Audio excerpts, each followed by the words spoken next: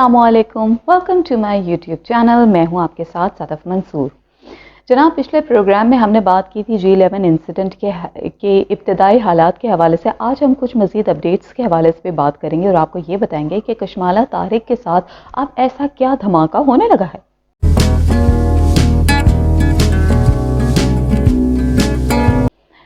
कशमाला तारिक की तो एक तरह से आज हम आपको ब्रेकिंग न्यूज़ ही देंगे और शायद कुछ लोग आपको ये बता भी चुके हों कि दो ऐसे बड़े मामला जो कशमाला तारिक के आजकल बल्कि पिछले एक डेढ़ हफ्ते से आप लोगों ने बहुत ज़्यादा मीडिया पर सुने होंगे। सबसे पहला मामला था ख्वाजा आसिफ की जानिब से कशमाला तारिक के अकाउंट में 12 करोड़ रुपए की मुंतकली के हवाले से, और दूसरा जो G11 इस्लामाबाद का हादसा होता है। इन दोनों की वो कहते हैं ना, अवाम बहुत ज़्यादा बेसब्री से इंतज़ार कर रही थी। क्या इस तरह की खबरें सिर्फ हमारे कानों में रस घोलने के लिए रह गई हैं? क्या इनके खिलाफ कोई कार्रवाई अमल में नहीं लाई जाती? लेकिन फाइनली आज की तारीख में, बल्कि ये काफ़ी दिनों से सोचा जा रहा था, लेकिन अब इसका फाइनली प्रोसेस का आगाज़ हो चुका है। जो सिर्फ चीज़ें सोच में थी या जिनके बारे में कैबिनेट में सिर्फ जिक्र किया जाता था, वो चीज़ें आगे बढ़ रही हैं और अगले आने वाले कुछ दिनों में, बल्कि अनकरीब आने वाले कुछ दिनों में आपको इस हवाले से क्या कहते हैं, खबरें भी मिलना शुरू हो जाएंगी कि विफाक इस हवाले से क्या सोच रहा है कशमाला तारिक के दोनों मामलात के हवाले से। इस ब्रेकिंग न्यूज़ के ऊपर भी हम आपको अपनी इस वीडियो के आखिर में बताएंगे, लेकिन हम सबसे पहले कुछ चीता मामला जो पिछले वीडियो में जिक्र करने से रह गए थे, मैं आज की वीडियो में उनको कोशिश करूंगी कि जल्दी रैप अप करूं और कशमाला तारिक की न्यूज़ के ऊपर आऊं। अमूमन आपने देखा है कि जो चौकियाँ होती हैं, चौकियाँ बनी होती हैं हर इस तरह की शारा के ऊपर, जो पोस्ट होती है उसमें जो एहलकार तैनात होते हैं उनका बहुत ज़्यादा रोल होता है, क्योंकि वो कहते हैं ना, ट्रैफिक की रवानी के लिए, और ट्रैफिक की रवानी के लिए तो ट्रैफिक वार्डन्स और ट्रैफिक पुलिस का बहुत ज़्यादा रोल होता है। लेकिन पुलिस की चौकियाँ भी बनाई जाती हैं क्योंकि रश वाले इलाकों में कोई सा भी अंदोनाक वाक़या हो सकता है। पुलिस की चौकी थी G11 पे, वहाँ पे अनफॉर्चुनेटली जो दो एहलकारों की ड्यूटियाँ लगी हुई थी वो दोनों उस दिन गैर हाजिर थे। इस्लामाबाद के SSP हैं, SSP विरक, उनकी जानिब से शोकॉज नोटिस जारी किए गए हैं इन दोनों एहलकारों को। इन दोनों एहलकारों के नाम भी सामने आ चुके हैं। एक का नाम है ASI शब्बीर और एक का नाम है कांस्टेबल अहमद। इन दोनों को शोकॉज नोटिस जारी किए गए। अच्छा, शोकॉज नोटिस का एक तरीक़ाकार होता है कि सबसे पहले महकमे की जानिब से शोकॉज नोटिस जारी किया जाता है, उसके बाद जिनको नोटिस जारी किए जाते हैं वो उसका जवाब जमा कराते हैं। ये महकमे की वो क्या कहना चाहिए, उनकी अमलदारी में होता है कि वो उन जवाबात को एक्सेप्ट करता है या नहीं करता। तो जो जवाबात इन दोनों एहलकारों ने जमा करवाए थे, इन दोनों के जवाबात को मुस्तरद कर दिया गया और गैर तसल्ली बख्श करार देते हुए इनके ऊपर जुर्माने आयद किए गए। ये भी मैं बताती हूँ कि इनको कितने जुर्माने आयद किए गए। ASI शब्बीर को 5,000 रुपये और कांस्टेबल अहमद को, ये एक सीनियर पोजीशन होती है, इनको 10,000 रुपये का जुर्माना इन पर SSP की जानिब से लगाया गया। अगली अपडेट की जानिब बढ़ेंगे। आपने ये सुना होगा, खबरों के अंदर ये चीज़ आ चुकी है कि वज़ीर-ए-आज़म इमरान खान ने इस वाक़े के बाद, और ये जिस तरह की ये फुटेजेस सामने आई उसके बाद इसका नोटिस लिया गया था, और नोटिस में जब ये काबीना का इजलास हुआ तो वज़ीर-ए-आज़म इमरान खान ने सबसे पहले कहा था कि वुज़रा को जितनी भी सिक्योरिटी दी गई है और जो प्रोटोकॉल दिया गया है उसकी वज़ारत दाखिला से तफसीलात तलब की गई। और आप जानते हैं कि वज़ारत दाखिला का कलमदान इस वक्त शेख रशीद साहब के पास है, और उनसे ये भी पूछा गया कि कौन कौन इजाफी सिक्योरिटी और इजाफी प्रोटोकॉल इस्तेमाल कर रहा है, और ये काफ़ी अहम इजलास था।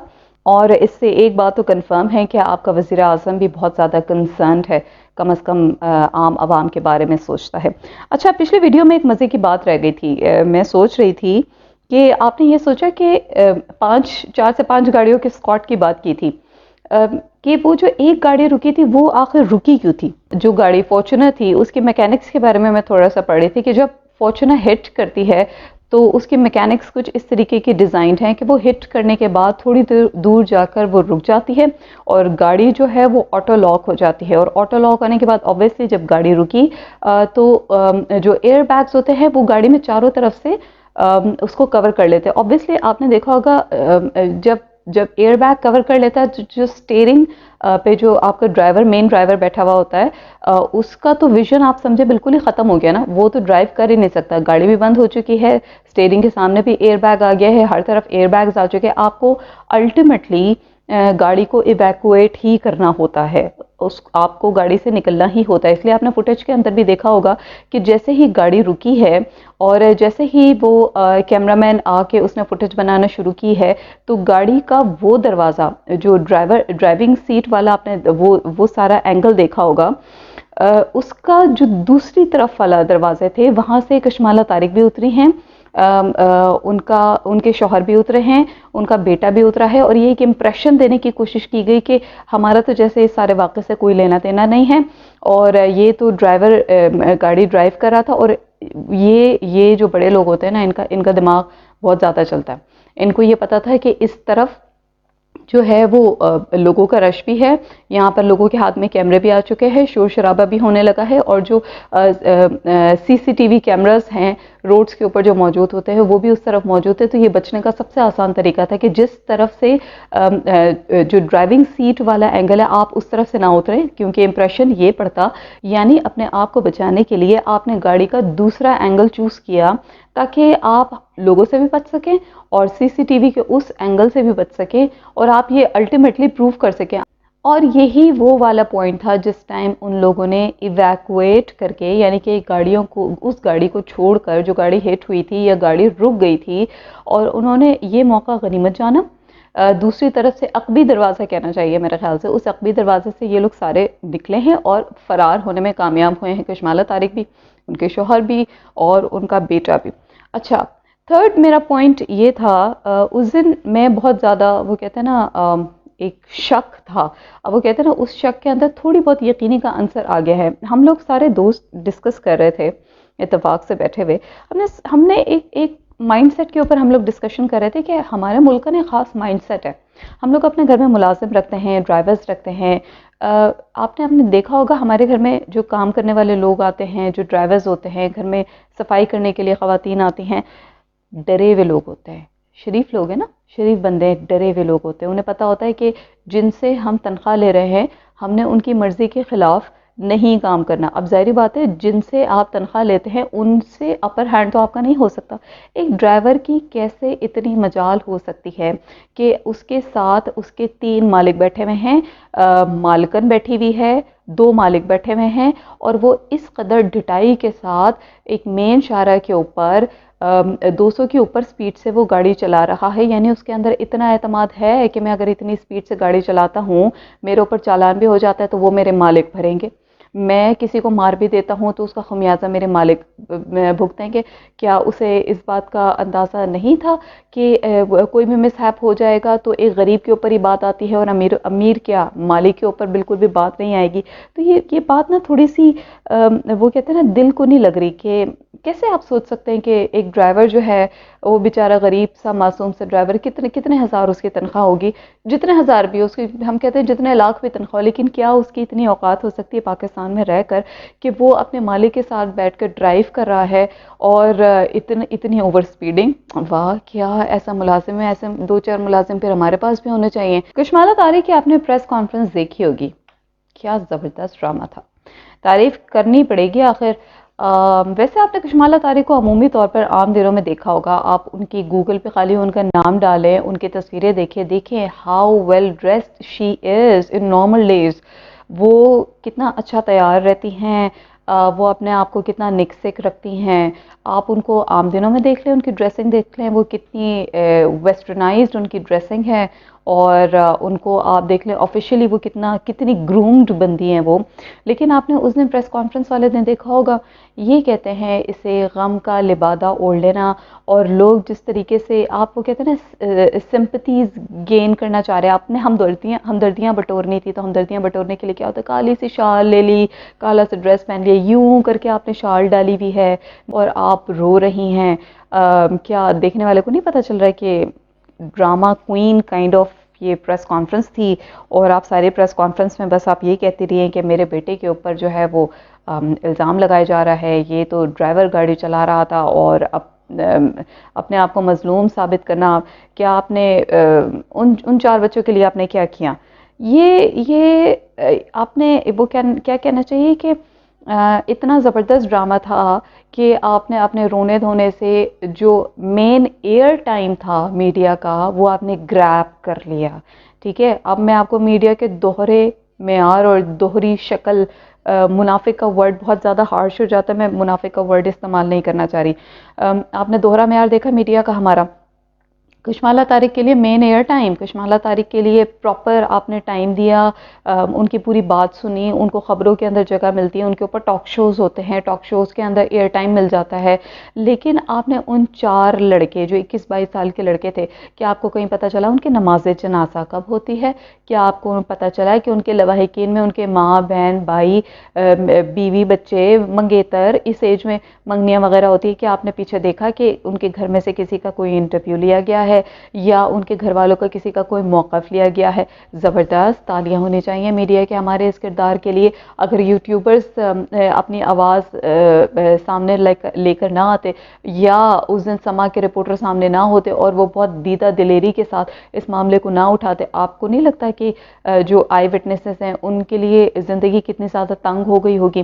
جی ہم کل منسرا سے 5 بندے ٹیسٹ دینے کے لیے آ رہے تھے اسلام آباد، اور کشمیر ہائی وے پہ اشارے پہ کھڑے ہوئے تھے.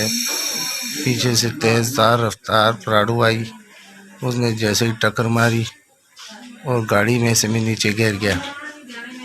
ادھر میں ہوش میں تھا. کشمالہ طارق کا پوتا بیٹا ازلان تھا، تو وہ گاڑی چلا رہا تھا، اس کو میں نے اپنی آنکھوں سے دیکھا ہے. ابھی جو میڈیا پہ باتیں ہو رہی ہیں وہ ساری جھوٹی ہیں. یہ کشمالہ طارق کا بیٹا ازلان تھا، اس کو میں نے آپ آنکھوں سے دیکھا ہے. جو ہمارے ساتھی مر گئے اور جو میں رہ گیا ہوں، ہمارے ساتھ انصاف ہونا چاہیے.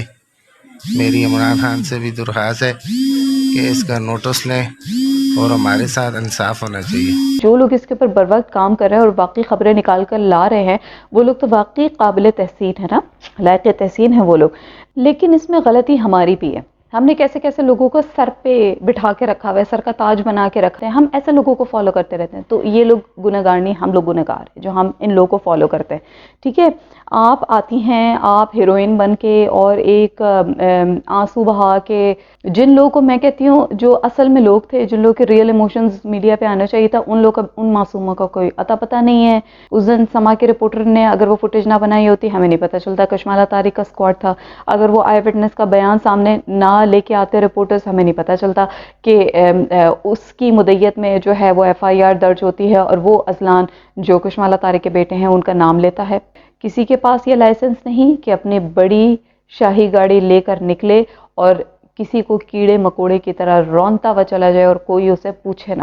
جناب اب بات کر لیتے ہیں کشمالہ طارق کے حوالے سے بڑی اپڈیٹ، جس بریکنگ نیوز کی میں نے بات کی تھی.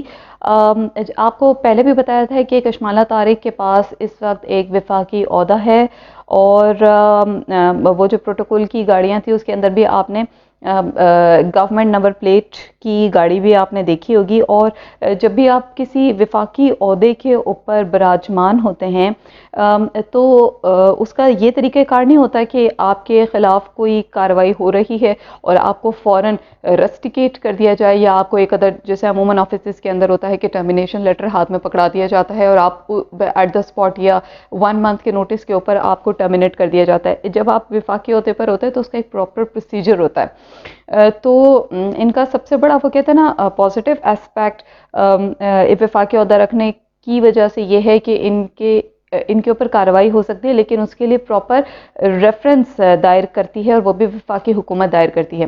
اچھا، اب ریفرنس کی کہانی، بیک اینڈ سٹوری میں آپ کو تھوڑی سی یہ بتا دوں کہ جب یہ نیب کی جانب سے یہ ڈاکیومنٹ آیا تھا سامنے، جس میں کشمالہ طارق کے اکاؤنٹ میں خواجہ آصف کی جانب سے 12 کروڑ روپے کی منتقلی کا معاملہ سامنے آتا ہے، اس وقت سے وفاقی حکومت کے انڈر کنسیڈریشن تھا یہ فیصلہ، اور وہ یہ سوچ رہی تھی اس بارے میں کہ ان کے خلاف ریفرنس دائر کیا جائے. لیکن اب اس کے اندر کیا ہوا، اللہ کی جانب سے یہ والا اسلام آباد کا واقعہ ہو جاتا ہے. وہ کہتے ہیں نا پھر تو سٹیمپ ہی لگ گئی کہ اب تو ان کے خلاف ریفرنس آنا ہی آنا ہے. پھر آپ نے یہ دیکھا ہوگا کہ سارا ڈرامہ کیا ہوتا ہے، یہ اپنے بیٹے کو بچانے کی کس طرح کوشش کرتی ہیں. ایف آئی آر کا اندراج ہوتا ہے، ایف آئی آر میں جو مدعی ہے وہ ان کے بیٹے کا نام لیتا ہے. آبویسلی پھر فیملی کا نام انکلوڈ ہو جاتا ہے. تو جب اس میں کشمالہ طارق کا نام آیا ہے، اس میں گورنمنٹ کی گاڑی کا بھی ذکر آتا ہے۔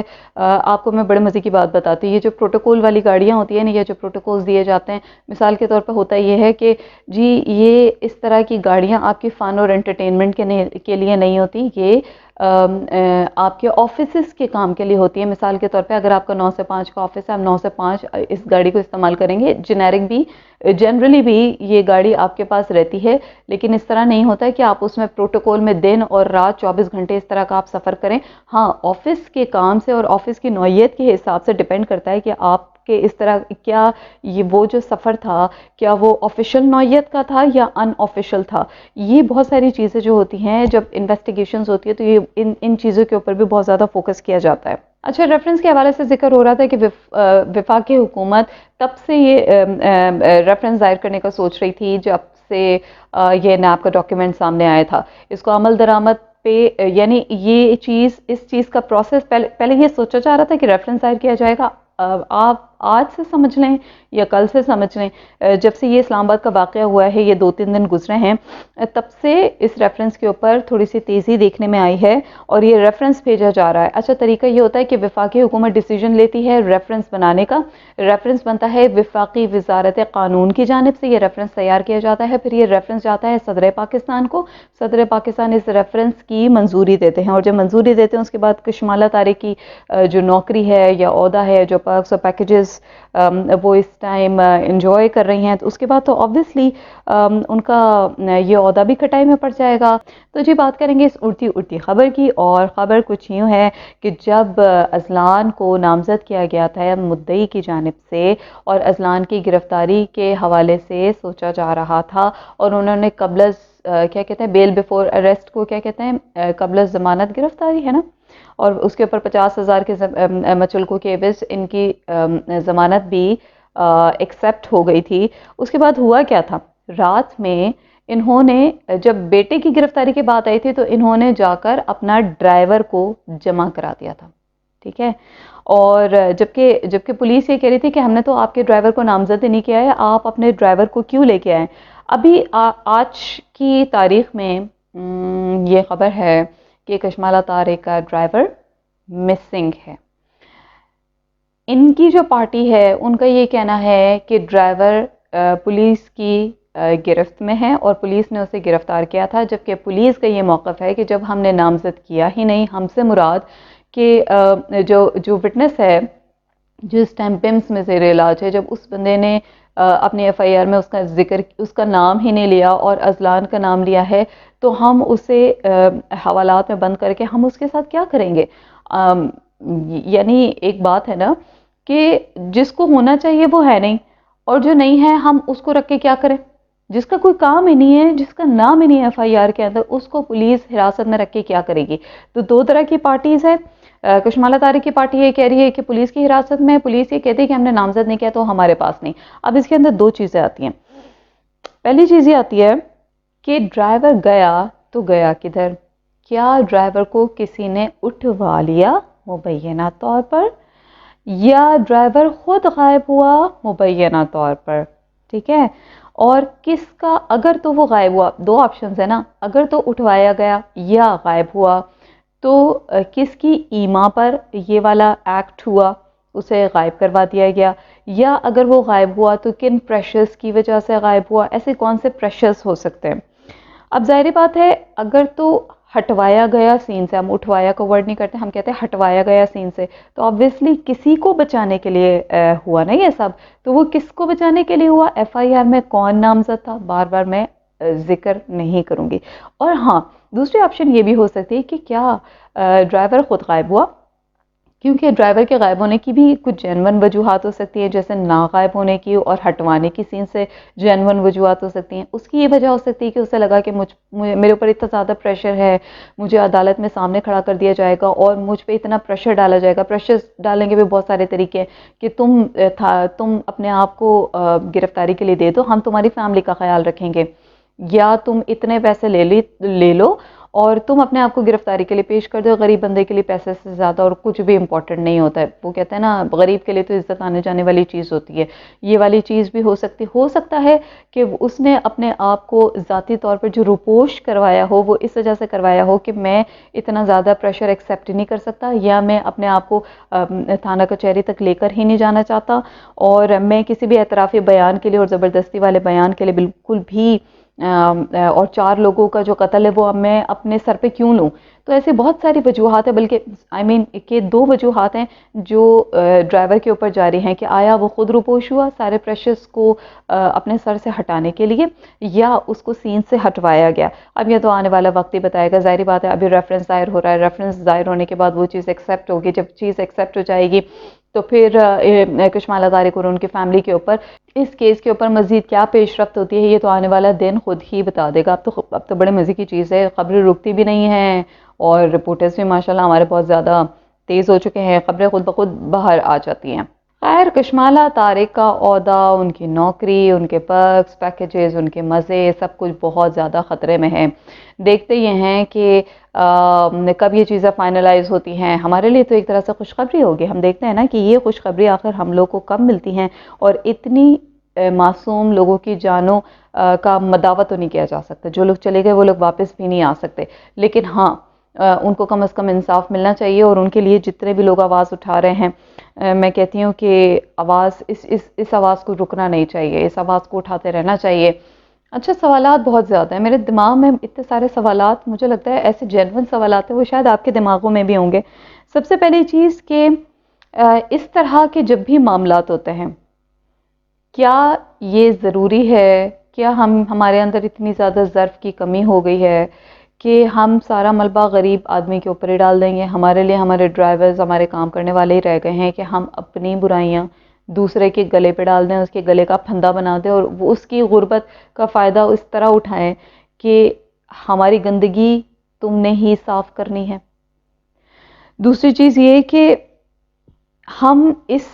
ہمارا معاشرہ اس طرح کی چیز سے، افریت سے کب نکلے گا کہ یہ افسر شاہی ہماری زندگیاں نکلتا رہے گا، ہم اسی طرح بیٹھ کے صرف رونا ڈالتے رہیں گے اور اس کے خلاف کبھی بھی کوئی چیز یا کوئی پریسیڈنٹ سیٹ نہیں ہو سکے گا، کوئی ایگزامپل سیٹ نہیں ہو سکے گی، اور ہم یہ کبھی بھی نہیں کہہ سکیں گے کہ جی فلانے ٹائم پہ کسی غریب کے بارے میں سوچا گیا تھا تو شاید اب اس غریب کے بارے میں سوچا جائے.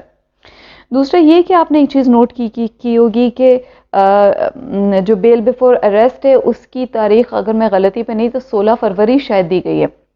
اتنا لمبا ٹائم کیوں دیا گیا ہے؟ اور جتنے لوگ ہوتے ہیں، دفعہ 322 لگی ہے، یہ چھوٹی دفعہ نہیں ہوتی، یہ نان بیلیبل آفینس ہوتی ہے. یہ دفعہ اتنی چھوٹی نہیں ہے، لیکن اتنی لمبی ضمانت کی یہ اتنی لمبی ڈیٹ کیوں دی گئی ہے؟ اتنا لمبا 16 فروری تک کا ٹائم کیوں دیا گیا ہے؟ انسیڈنٹ سے لے کے 16 فروری تک کا ٹائم، کیا معاملے کو مینج کرنے کی کوشش کی جا رہی ہے؟ ایسے بہت سارے سوالات ہیں جو یقیناً آپ کے دماغ میں بھی ہوں گے. ہمارا تو کام ہے ہم جو سامنے آ کر بولتے ہیں اور تھوڑی بہت ہمت کر لیتے ہیں، لیکن یہ سوال آپ کے دماغ میں بھی ہیں. آپ جس بھی فورم کے اوپر ہیں، چاہے آپ رائٹنگز میں ہیں، لکھتے ہیں، اپنی پوسٹ لکھتے ہیں، چاہے آرٹیکلز لکھتے ہیں، چاہے سننے والے ہیں، چاہے بات کرنے والے ہیں، اس آواز کو اٹھاتے رہیں، اس آواز کو دبنے بالکل بھی نہ دیں. آج کے پروگرام کے لیے اتنا ہی. اپنا رکھیے گا بہت سا خیال. صدف منصور کو دیجیے اجازت. اللہ حافظ.